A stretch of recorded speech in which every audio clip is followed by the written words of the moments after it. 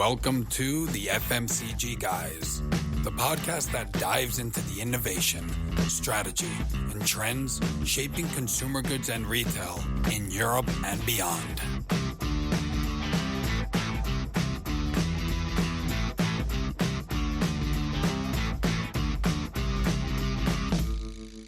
Welcome to the FMCG Guys. I'm your host, Daniel Torres. When I'm not hosting the FMCG Guys podcast, we nearly got the name wrong. I am the Director of Executive Search at Dwyer Partners, headhunting candidates in consumer goods and retail, pretty much globally. And I'm accompanied today by another host of the show, Efrain Rosario. Hello, how are you? Hey, Daniel. Nice to see you. Nice to see you too. So you'll be talking at Seamless Berlin this week.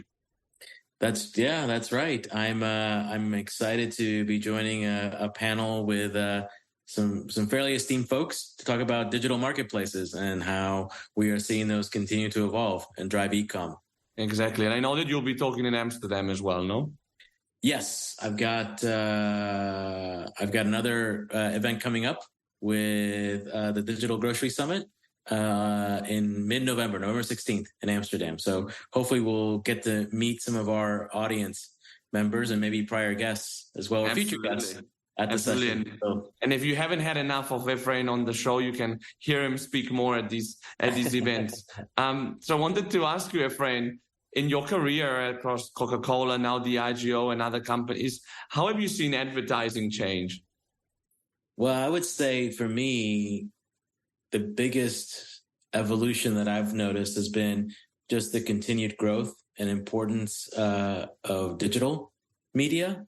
I think, the thinking about media, not just in the form of what we would have typically called above the line TVC type of content, but really thinking about content in different formats, whether that happens to be on social media, or even if you think about it in terms of in-store through retail media as well. To me, that's been a huge, huge change in thinking about media in this more holistic sort of way. So today we're keen to host Marc Zander, who's the Chief Client Officer at Teads. For those who don't know Teads, they're a global leader in brand safe quality inventory who work with many of the world's biggest advertisers to deliver across CTV, desktop, and mobile devices.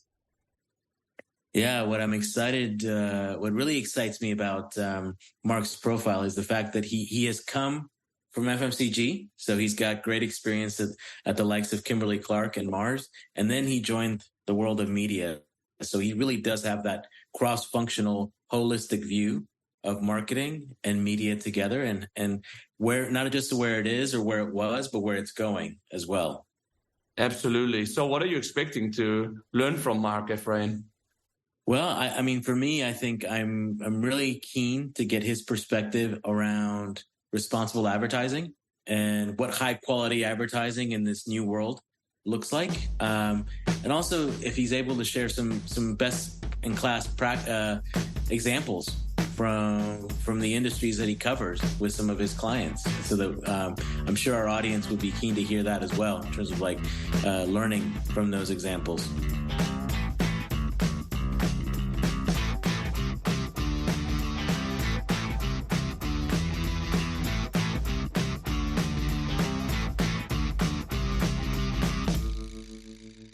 My name is Marc Zander, and I'm Chief Client Officer at Teads. Marc, thanks for joining us today. And I think, as we were prepping for this call, we were talking about, some of the people that we both know. But would love to just hear a little bit more about your career and what's got you to where you are today. Sure. So my background is 25 years plus client side. So until I joined Teads, I always sat on the client side of the business. I spent the first roughly 20 years of my career in marketing in both local and global marketing roles for companies like Nestle, like Swatch, like Kimberly-Clark, where I ran a combination of businesses from launching their nappy business to looking after their business in Central and Eastern Europe, which was a fantastic and interesting time in my career. And then moving into their personal family care part of the business, so running the Kleenex brand. And I was really passionate about the intersection between creative and media to drive effectiveness which ended up with me moving full-time into a media role. And I ended up being the global media director at Mars for 6 years. So through that, I learned a hell of a lot about media from my peers, from companies like P&G and Nestle, from the biggest media agencies and media suppliers. And really that was instrumental in informing my views about media. And then I was approached by Teads, which at the time was a smallish startup company about 6.5 years ago, to build an advertiser-first strategy, which meant working very closely with our agency partners to provide the best possible media solutions for our clients. And this has proved a really successful and reinvigorating part of my career. The business has grown from the time it was about a $300 million business to about $750 million. But we're really just scratching the surface of our true potential. And I think what's been really exciting moving from big clients such as Nestle and Mars to the ad tech world is I'm really enjoying the entrepreneurialism, the pace, the dynamism of the tech side, and learning stuff every day, literally every single day. I've learned a hell of a lot, but there's tons I don't know about the world of ad tech. So it's been a great sort of last 6 years to my career. Yeah, no, and it's interesting because it's not easy to go from the brand side to like a supplier B2B side, no? Like a lot of people that try to do that transition feel uneasy with it, but obviously you've done very well at Teads. You've been there for 6.5 years, so I imagine that it's gone relatively well. No, fortunately it has done. And I'll we've grown, as I said, in terms of our client base, the team, as a business, we were a 400 odd people business. We're now just over 1,200. The strategic client team has gone from 2, I think, when I joined, to just under 100. So, we're making some good progress, but there's tons more room for us to grow. And I think what was really interesting is people say it's difficult to move from the client side to the ad tech side. I found it relatively easy. I think all the experience that I had from the marketing and the media side in big clients has stood me up really well in terms of this role. And when I go and I'm talking to the people that run the media business, so we're just talking about Isabel Massey at Diageo, or Jerry D'Angelo at P&G, or those kind of people, they know that you understand their world because you've done their world from the marketing perspective. They know that you understand the challenges of global to local within a client side piece. And therefore they understand that you're not there just to sell them stuff, but you're there actually to build long-term mutually beneficial partnerships. And that's ultimately what we're trying to do. Yeah. And if you look back to the beginning of your career, how has media evolved in this time? Because obviously we've seen the surge of internet, smartphones, a lot of the way that we consume media has changed. I don't know what's the impact for that in FMCG. So I think there are two ways I'd look at it. I think from a media perspective, the two key words that would sum, let's say, the last 10 years in media would be a move from TV to digital, and then a more fragmented and complex media ecosystem. So, when I was at Mars, I first came across Teads because, like many clients, we were starting to move money out of the top end of TV reach curves into digital. So TV is still a great medium, but there were becoming more and more audiences that were more difficult and more expensive to target. And like everybody at the time, I was putting money into two places. I was putting into YouTube and I was putting it into Facebook. And I became concerned about two elements. I became strategically concerned that the big two, you can probably add Amazon and TikTok to that, were becoming bigger and bigger and less flexible. And that's a real concern as a client, because you want to have a media supplier portfolio that is really dependent and engaged in your business. And some of these are getting almost too big, you could argue, from a strategic perspective. And then we started to suffer from some issues of quality and brand safety / brand responsibility in the world of social media. And that's where I started looking for alternatives that could deliver big reach, because as an FMCG client, you need big reach, but in a quality, brand safe environment. And that's really where I came across Teads, and my journey sort of with Teads started. So, Marc, you kind of alluded to this in talking about making this transition from client to agency side. But given that you've got that experience in your background, what would you say are some of the big opportunities for brands in this new evolved media space as you see it? So I think the principles are exactly the same. So what are you trying to do with media? You're trying to reach the right people at the right time with the right content. And therefore, the basic principles haven't changed at all. I think the way that you do that have become a bit more complicated. And I think the challenges for brands is to keep it simple and not chase a plethora of different channels, but pick not more than the ones or the twos, but a tighter number, let's say 5 to 7, that they go after and make sure that they invest at scale to do a proper job. Because one of the challenges I see is that people build plans that look great on paper, but are so cut up into little bits that actually they don't drive the impact that one would want. I think the flip side of it, on the positive side, is there's never been a better time to be trying to communicate from brands' perspective, because it is easier to find audiences. It is easier to adapt content. So if you go back 20 years ago, you'd make a TV ad and that would go out to everybody. You can now take the core concept and then turn it into different kind of content to reach different audiences on different mediums that resonate more with them. So I think there's tons and tons of opportunity, but it's about really being very clear on what your strategy is, being very choiceful rather than just spraying and praying. And the companies that do that the best are the ones that drive the best results. Yeah. And what have you found to be, I guess, is if you think about some of your clients on a spectrum of familiarity, comfort with making some of those transitions that you've referred to, what have you found to be some of the, let's say, the ways to kind of help them work along that journey in terms of getting them to see things, as you're saying, to make the complex simple, to avoid the spray and pray type of mentality? What have you found to be some of the ways that you've helped them along that journey?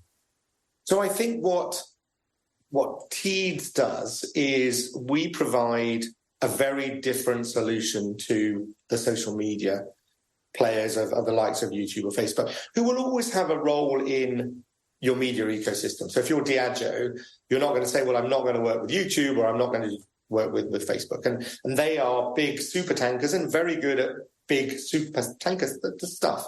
I think within a media ecosystem, you need a few agile speedboats that can deliver stuff at a smaller scale from an investment perspective, but deliver fast pace, flexibility, quality, and combine the two of those really well. And I think the clients that get that are the ones that we work best with. But there's always, like with every business, there are some that are very proactive and very dynamic and like to test stuff. There are others that sit much more on the conservative side. So we have to find our way to appeal to both ends of the spectrum. And speaking of Teads, how did, in this context of a changing world, how did Teads appear in the scene? Yeah, so the background to Teads is quite interesting, because if you go back 10 or 15 years ago, if you remember, I said people were starting to move out of TV into digital. And if you wanted to do video advertising at the time, you had to technically put an ad in front of a video platform. So you could advertise on YouTube because you just stick your video in front of it. What Teads did, which now seems really obvious, but at the time was a big game changer, was to create the technology to put video in front of into all online publishing. So if you think about The Times, or if you think about Elle Vogue, that went from being paper versions into digital. When they went into digital, originally you could only have static display. And Teads created the technology to turn those static displays into video advertising. And that was really interesting for the publishers, because they went from a place where they had a lot of inventory that brands weren't really interested in and therefore didn't pay a lot of money to a place where brands were suddenly much more interested in them. And therefore we brought a lot of money into journalism and into quality publishing.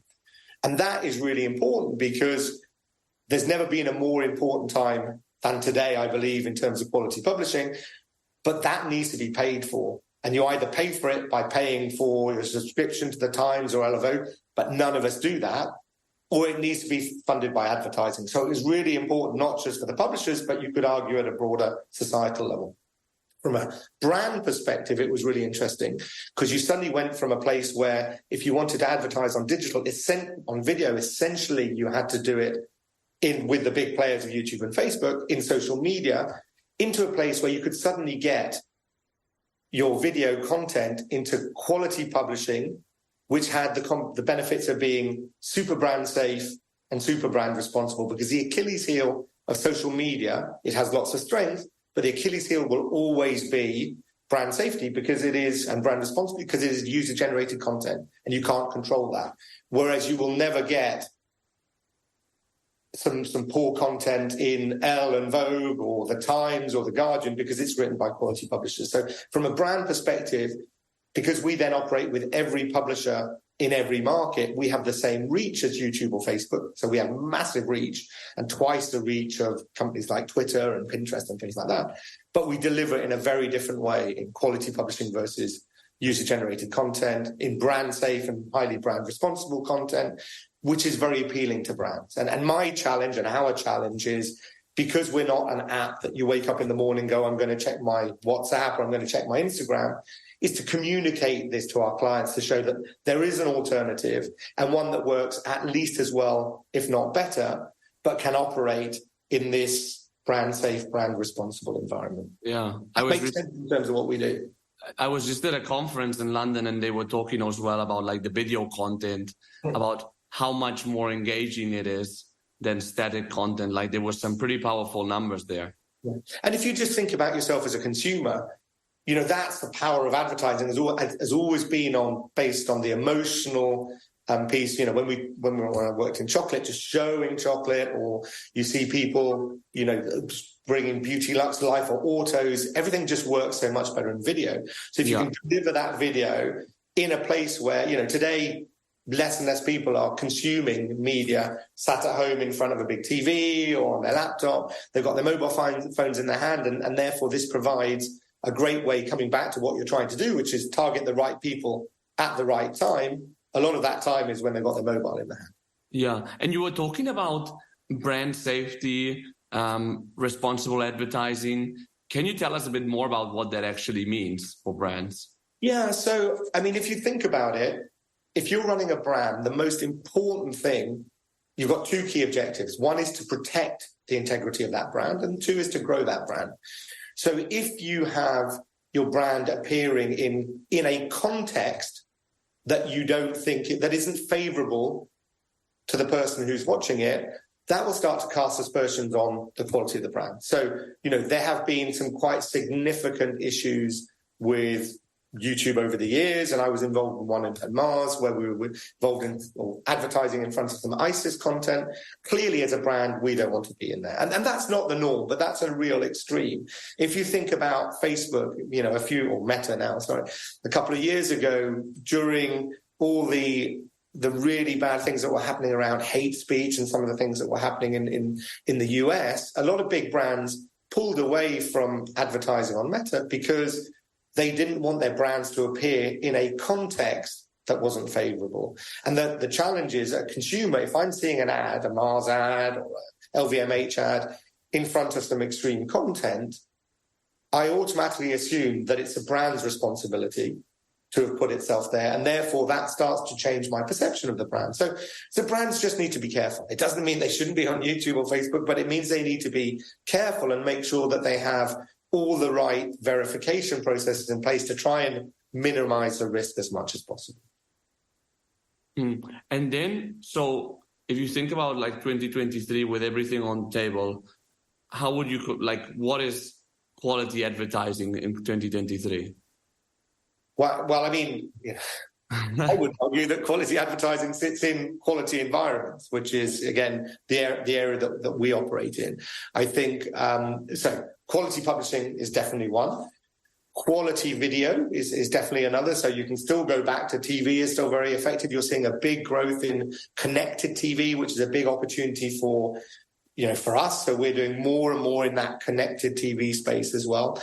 And again, we started off very much in the video area, but we've moved from video into shorter form video, into dynamic display, into performance. So we're now a full funnel solution, but also going omni-channel. So it starts with CTV, but anywhere else that you see video, so digital, out of home, etc. And then the beauty is, if you've got it all combined in an end-to-end platform, you can start to really target consumers across various platforms as they go through their day, to make sure that you really are hitting the right people at the right time with the right content. So you mentioned, like you said, quality advertising. A key element of that is obviously the content that you're actually using. I'm curious to get your perspective on how you and your clients are doing things differently when it comes to creativity, but also within the context of how that content is then distributed through more of a cookieless contextual type of setting. Yeah. So if we start off with creative, I'm coming from a marketing background. I am really passionate about the role of creative in media, because 2/3 of media effectiveness comes from the quality of the content.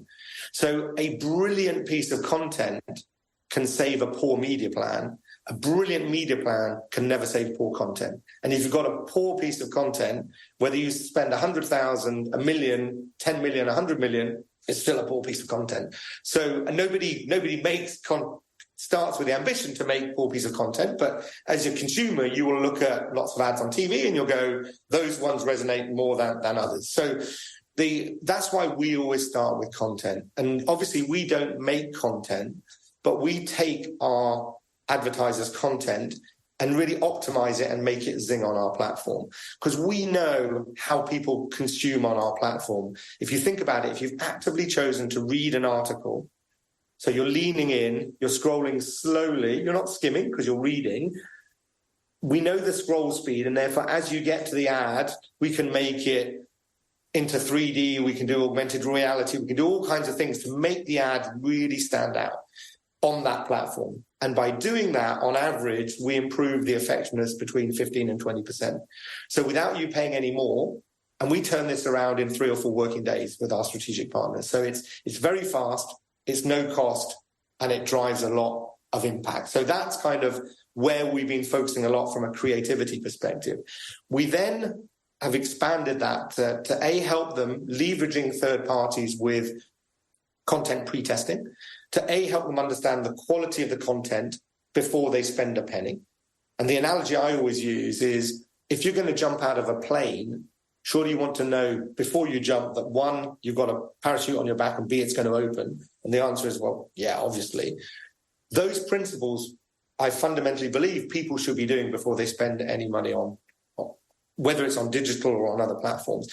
And the modern technology enables you to do that. So through things like facial coding, and we work with a third party called Realize, we're able to identify, the quality or the likely success of that ad. Plus, we're also able to see which of the segments drive the most attention with our clients, with our consumers, and we use that content to then do that creative optimization. So those are the ones that have the most impact. Right now, let's go and make them zing, let's make them pop out of our screens, let's make them spin, let's make them, etc. And that's driven a big change in that. And then the final bit is around measurement. So, the world is moving away from visibility and viewability, which are pretty blunt tools, into, does it drive attention? So, are you not just, do people see it for 15 seconds, but also how attentive are they when they are watching? And then fundamentally, how does that attention lead to either higher brand impact or higher sales impact? So there's a really interesting journey that's going on creativity. And the clients that we have that are at the leading edge of what we do are able to get some really sort of significant benefits coming out of that. So that's sort of the creativity bucket. If we think about data's an interesting one, because people go, right, we have to use data. And the first question is always, why? So if I use my Mars analogy, when I was operating in chocolate, the chocolate audience is anyone with a mouth. So data becomes a bit relevant because it's everybody kind of thing.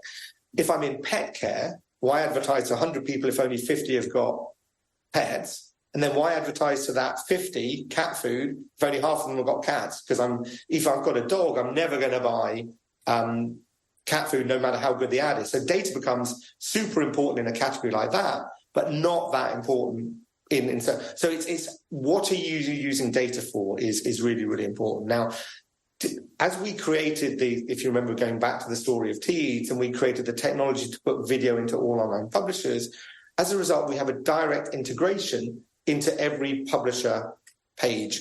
And therefore, we are able to get, in a completely compliant data privacy way, a lot of information in terms of not the individual, but the context that's going on in that article. So we're contextually very, very strong. And if you go back to the very basics of marketing, if you put a great ad at the right time in the right context, so if I'm interested in sport, if I'm interested in rugby, and you put a Guinness ad in the rugby, that's naturally going to have a much tighter link than if you put it in the middle of a fishing content or something like that. So getting the context right is super, super important.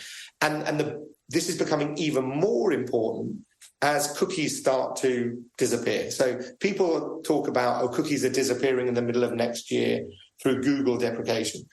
In fact, they've been disappearing for the last 3 or 4 years, given the work and the excellent work that Apple's been doing. Because if you take a step back, I think Apple's been brilliant in this area, because fundamentally there's a lot of data out there that people shouldn't be using, that they have been using. And Apple have really said, right, we're going to stop that. So if you go to a certain markets like the US, if you want to use cookies, you can probably only hit 40% of the population, and you're not able to hit anyone who's got an iPhone. And normally the people with the iPhones are the highest spenders, net worth individuals, etc. So already you'd be going, well, this is probably not good. If you then follow what Google will be doing, you'll get to a place where I don't think cookies will disappear completely, but you might have you can only reach 5 or 10% of the people. So that means A, you can't reach a number of people that you want to, but B, to try and reach them costs you tons more, because everyone's fighting for that 5 or 10%. And this is where cookieless and contextual becomes so important. So we've been working on that for the last 5 years. And with our strategic partners in 2022, we spent the whole of that year really proving to them that we could work at least as well, if not better, in a cookieless world than a cookie world. And that was so successful that we've now gone cookieless by default. So basically 90% of all of our targeting at Teads is now cookieless. And it's quite interesting, because if you take some of the stats in the industry that says 60% of marketers believe the lack of cookies will damage their business, and 51% of agencies fear that their campaigns will not scale as well in the second half of the year with cookie deprecation, it's quite worrying from a brand perspective. But if you can find partners that are already cookieless by default, like Teads, it means that puts us in a really strong place. So creativity and data are two of the 4 really strong plays that we have, and the reasons why more and more people are wanting to work with us strategically. Yeah, sounds like the left brain and the right brain, no? Yeah, it always has been. It always has been, Daniel. And I think the magic is when you make the two work together, because data without creativity is pretty useless, and creativity, if you're not able to reach the right people, is pretty useless too. So it's kind of, it comes back to the principles haven't changed. They haven't changed in 25 years. It's just how you unlock them that is absolutely key. Yeah, the enablers have slightly changed, no? But then the essence, the fundamentals of marketing, as you call them, are pretty much the same, no? And I guess that also your experience coming from marketing gives you like that unique vantage point to see like the whole 360 of that, no? And the real challenge is how do you continue to try new stuff, which is really important because you need to be, moving media forward, but without getting overexcited about the shiny stuff. So, that's one of the challenges in our business. We talk about a little bit like Christmas presents. We open a Christmas present, and then before we even play with it, we want to get the new Christmas present. And actually, that's not the case. It's, there are a lot of good stuff out there. Really use that to the max, and then do a little bit of the testing and learning rather than flitting too much to the extremes. And it's always a challenge for both marketing and media people and agencies as well. Yeah, absolutely. Can you unlock the secrets and tell us some of the examples of work that you're doing with brands at Teads? Now that you've given us the fundamentals, excited to see how that comes to life. Yeah, so I think, we're doing really good things with all the key players in all the major verticals. So if I take auto, for example, and some really interesting work we were doing with the VW Group and Audi, we were able to, coming back to combining creativity, data, and measurement during, there was obviously the chip shortage, so they were in a place where they didn't have cars to sell. So that was quite interesting, because first of all, they went from less of the performance stuff at the lower end of the funnel and went back to brand building. So we did a lot of work with them in terms of some really interesting creative optimization and things where you could go from the ad that you're seeing and then link directly into 360 views of the cars, into hotspots of what each of the different cars are doing, taking them literally into the showrooms. But also we were building up this contextual audience for every one of their cars in every one of their top 10 markets, so that as soon as they had cars back in market A, bang, they were ready to go. So there's a lot of just doing the basics to get everything ready, bang, to go. If you think about the luxury business, and that's really interesting, because we're actually seeing some of the more exciting work coming out of our luxury team, even though you might think about luxury as traditionally being a little bit more conservative. But actually, a lot of the big players like LVMH and Richemont, et cetera, are really pushing the boat out and doing some really interesting things in terms of virtual try-on. So we've got a really nice campaign running where you've got CTV will show the ad, and then it's got a QR code, and often when you're watching TV, you've got your phone in your hand, you click on that, and you can literally see what that watch will look like on your wrist. So there's some really nice things about how you can use the different channels to create a consumer journey with differentiated messaging, combining the power of each of those channels. So it's this is the time of the podcast or the episode where we ask you to look into your crystal ball and tell us where you think things are going. So I'm curious, given that over your career, like you said, you've worked both on client and the agency side, but you also have that broader marketing perspective. I'm curious to get your sense on how the worlds of media and commerce are starting to come together, particularly with regards to performance management, and where you see those two things coming together. So I think we're seeing that happen more and more, which is great. And I think the best clients are the ones that can, and the ones that will win are the ones that can break down the silos. So, and the breaking down the silos used to be between creative and media. And now you put creative, media, data, and insights, stroke measurement all together. And the ones that make all of those work the hardest, I think, are the ones that are going to win. We're seeing, obviously, the ability to do more and more interesting things in lower funnel and performance. I think the thing that people need to be careful about, and this goes very much into the classic, the long and short of it, I've been in Fields and some of the work that Mark Ritson talks about, is that as brands, you've got two roles. Your role is to build the brand and to drive the brand health, which is what I call filling up the top of the funnel, and then turning it into sales at the bottom end of the funnel. And if you get it right, it can be highly powerful. But you've got to be really, really careful that you don't go too short-term, too performance-based, because if the brand isn't strong enough, then all you're doing is trading. It becomes almost like another form of promotion, which can become a real drug, as we've seen. And then a lot of clients do that for a year or two and realize, well, this is becoming less effective. And it's becoming less effective because they're not doing their work at the top of the funnel, which is building the brand. So again, nothing has changed in terms of it's around balancing the short and the long of it, or the long and the short of it. As a marketer originally, I'm a passionate believer that you need to build a strong, healthy brand and then be brilliant at performance, not be brilliant at performance and then try and build it the other way. Now, there are a few exceptions to that. Certain categories, maybe you could argue travel, more performance driven, but and auto spends a lot of money in that area. But again, unless you're inspired to buy a Porsche, a Volkswagen, an Audi, and this, that, and whatever, you can have the best deal at the bottom. But unless my heart's sort of set on getting one of these, I'm never going to follow it. So it's a balance. Everything in media is a balance. Yeah. And I think, things like retail media and the fact that, it's proliferation and in the form of in-store media, digital media, kind of starts to not blur that, but to your point, I think you can start to think about those touch points being able to kind of almost like do double duty in a way, right? Because you can think about them not just in terms of conversion, but you can also think of those as touch points that can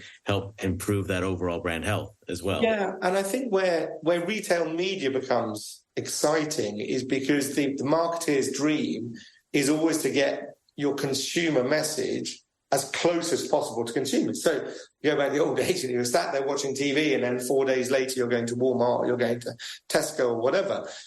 If you can make the two work symbiotically, really hand in hand together, then you can really get that multiplier effect, which is kind of why, if you go back many years ago, you used to have your TV ad and you might have George Clooney and then you'd have a cardboard version of George Clooney in the store in one of the bits of point of sale.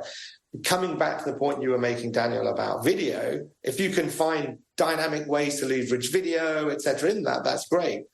The thing you need to watch out is most people, when they're going shopping, want to be in and out as quickly as possible. So there are very few people that really look forward to their weekly shop at Tesco or Safeway, and they've got 3 children and whatever, and if every aisle they go down, they're being pinged by stuff, it becomes highly disruptive and actually can turn them off. So again, like everything, it's finding the creative ways to do it in a consumer-friendly way that drives real impact rather than being a detractor from the brand. And that's the challenge that people need to face. And I would say the inverse of that is, like you're saying, commerce has come closer to what we would have thought of as above the line activities, because everybody has one of these mobile devices on hand so they can shop and buy as they're watching that TV advert as well.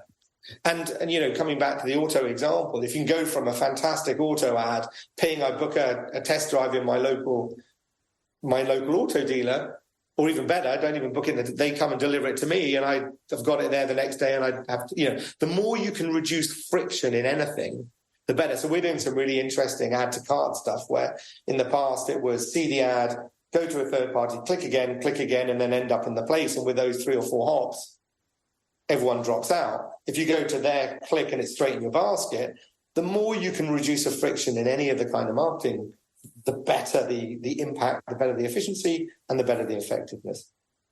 And I guess that's one last bit. The sort of people look at the media world in under 2 lenses. One is efficiency and one is effectiveness. I've always been a passionate fan of effectiveness because for me, why do people advertise? They advertise to drive growth. And if they're not driving growth, then media becomes a cost. And what do you do with the cost? You cut it. And therefore, if you focus on efficiency, what you do is you'd halve your media budget, but you wouldn't drive the growth. What you need to do is really focus on how you drive growth. And then within that framework, how do you do that as efficiently as possible? So effectiveness is the end, not efficiency. Efficiency is not an end. It's a means to part of an end, but can be a highly negative tool in brand growth. Yeah, interesting. Very, very interesting advice, because I think it's like looking at, it's like the growth mentality aspect, no? Of like looking at like how can we find new opportunities to grow versus how can we find opportunities to spend less money and be more efficient, no? I mean, it's all contextual because it depends on the context. You have to do one or the other, but I think it is a mindset thing ultimately as well. So as we're talking about looking into the future and prognosticating a bit, I'm also curious to get your perspective around responsible marketing and advertising, and what does that ultimately mean in your eyes? This is a real passion point of mine, so I'm really, really pleased you asked me about it, because I think there are multiple layers to this, but what I'm becoming more and more impressed about as I'm talking to clients is that they're really starting to take it seriously. So in the past, there was a little bit of, we'll talk about being responsible at the end, but it now feels really rooted in big brand and big advertiser strategy.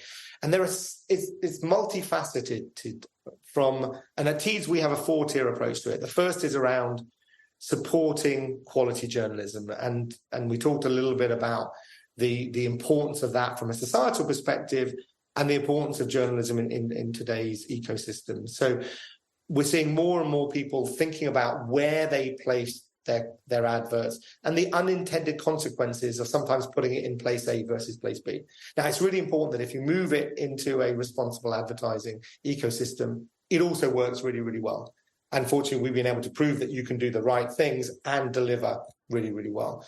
The second tier for me is around respecting users and data privacy. So as a consumer yourself, you'll know that some of the advertising, nobody particularly goes, oh, I really want to watch some ads today.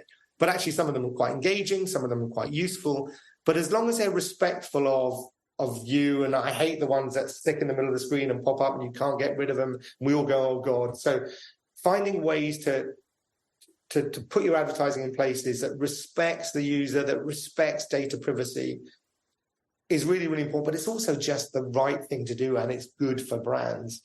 The other two areas that I think are really important is the area of diversity and inclusion. So, and that becomes, the world is becoming more complicated, and it's really, really important that brands recognize that, they respect that, and that the way that they market reflects that as well. So we're seeing some really, really interesting stuff, for example, in the world of drinks on gender fluidity, etc. But then we see some real inconsistencies on the basics. So in the media block list, well, they say, well, we don't want to be in any content that would be next to gay or lesbian or X or Y. And you go, you're doing all this fantastic creative work here, and then the way you operationalize it is inconsistent with it, inconsistent with your beliefs, actually means that the people who probably resonate with most don't actually see it, and you're reducing your scale and increasing your costs. So there's some, and then you go into, in the US, the whole area of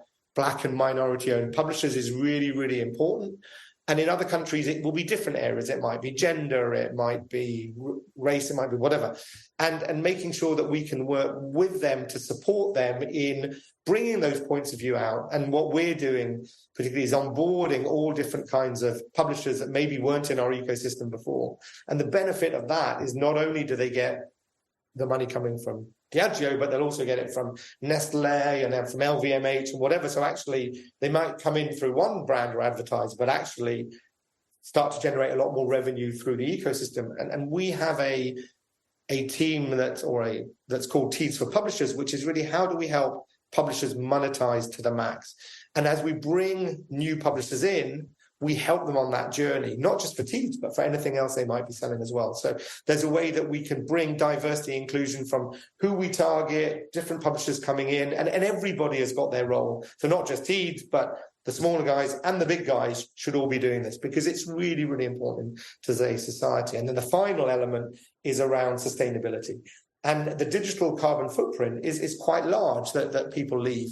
And therefore, anything that can be done to reduce that is super important. So we're working very, very closely with Scope 3, one of the leading players in this area, and work very closely with the World Federation of Advertising on that perspective.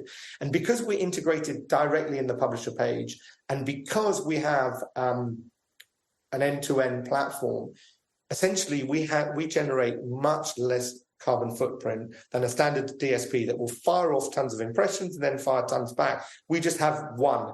And therefore, we can improve the carbon footprint element by over 50% just by people using us versus others. The combination then, the other bit, so great targeting is really important. If I get really good targeting, so I only have to reach you once rather than sending it to 10 people, I'm naturally going to have a much lower carbon footprint.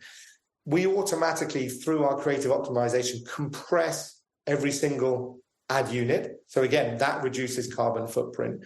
And then ultimately, coming back to the effectiveness of the ad, if the ad is working harder, you need to advertise less and you have to have less impressions. So all of those elements can work together to reduce the carbon footprint. So whether it is around supporting quality journalism, respecting users, diversity and inclusion, or sustainability, there's lots that we're doing to help and lots of other people are doing to help as well. And I would really encourage brands to continue going down that path because it's the right thing.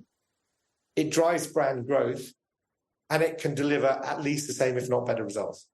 And Marc, just finally, one question I have for you to learn just a bit more.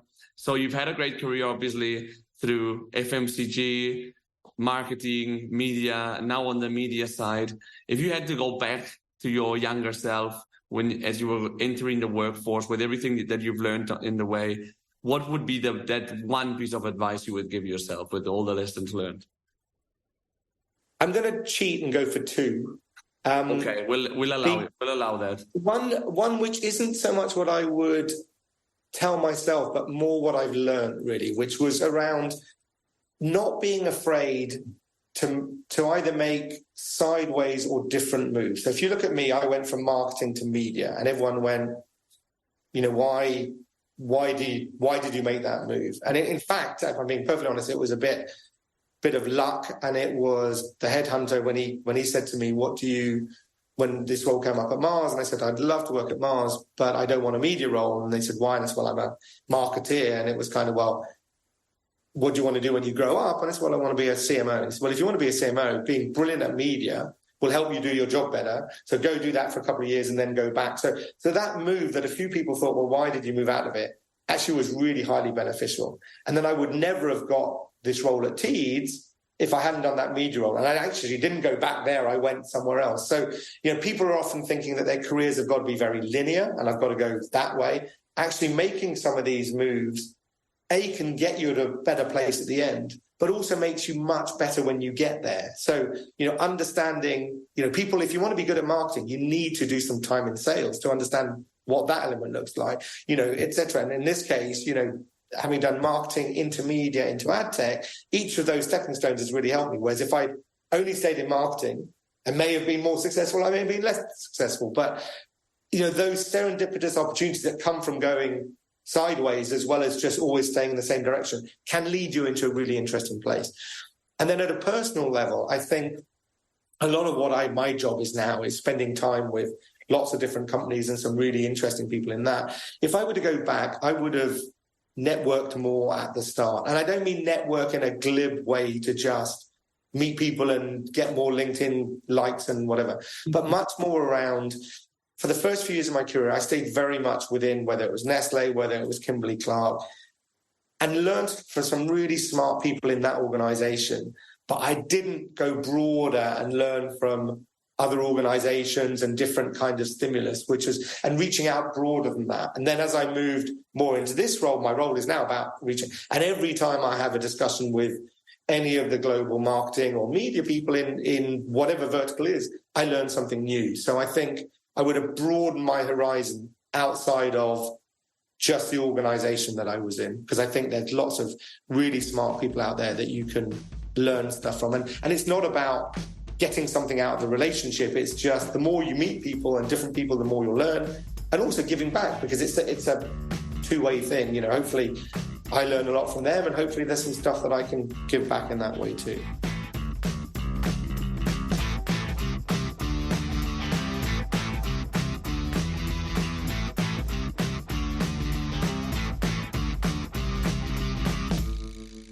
This was Marc Zander, Chief Client Officer at Teads. Efrain, what did you learn from this conversation? Marc did not disappoint. I think that, like a lot of our guests, he brought it today, and he shared so many nuggets of wisdom. For me, I was particularly glad to hear him talk about how, even though the media landscape is evolving and continuing to evolve, the principles underneath have remained the same, which is it's about reaching people with the right message at the right time. What's evolved has been how we choose to do that, whether it be the content or the distribution channels that we use to do so. Yeah, he referred to right people, right time, right content, right?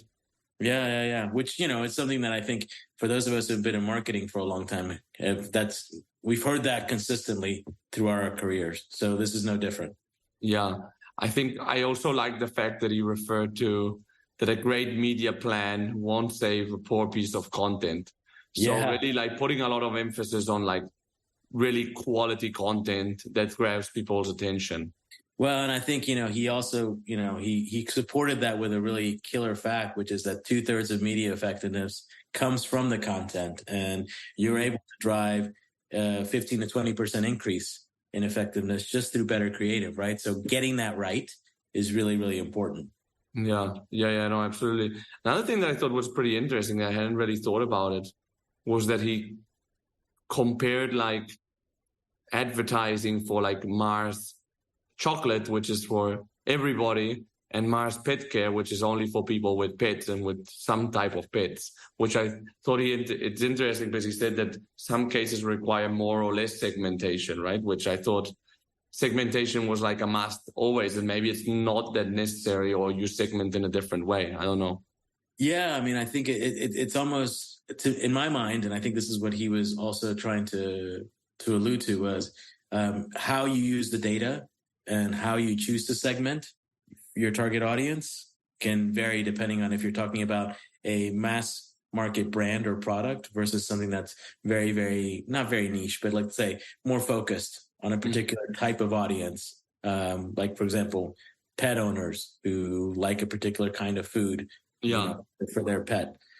For sure. The other thing to me that I thought was really interesting was he talked about the decreasing reliance on cookies as well. Yeah. I mean, obviously that's been getting a lot of press over the years, but it was really interesting to hear his perspective on that. Yeah, well, he said that they basically don't work with cookies, right? Right, and I think that's something that they've taken a leadership position in their space and choosing to eliminate their reliance on cookies, right? And I think, but to hear him say that 90% of targeting today is already cookieless, and part of that is by nature of the fact the impact of an Apple in terms of how they've gone about interacting with their users is really interesting also. Yeah, he also referred to responsible advertising, which is a topic that he's obviously very passionate about. What are your... I loved his 4 pillars of how they think about at Teads about responsible advertising. So thinking about what that means from a quality journalism standpoint, respecting user privacy, diversity and inclusion, and making sure that your intent matches your operations. And then lastly, what you do to reduce your digital carbon footprint and what that means from a sustainability standpoint as well. To me, how those 4 things work together was really, really fascinating. Yeah, absolutely. Well, thanks, Efrain, for your conclusions. Thanks, everyone, for listening. Before you go, make sure if you've liked the podcast, if you're a frequent listener, or if you're not, but you like the podcast, please leave us a review. It will take you literally 3 minutes, 4 minutes. You only have to write. Really enjoy this show. We'll listen to it again or something like that. Give us 5 stars and leave. That will be extremely valuable for us. Have a great day, and we'll see you in the next episode.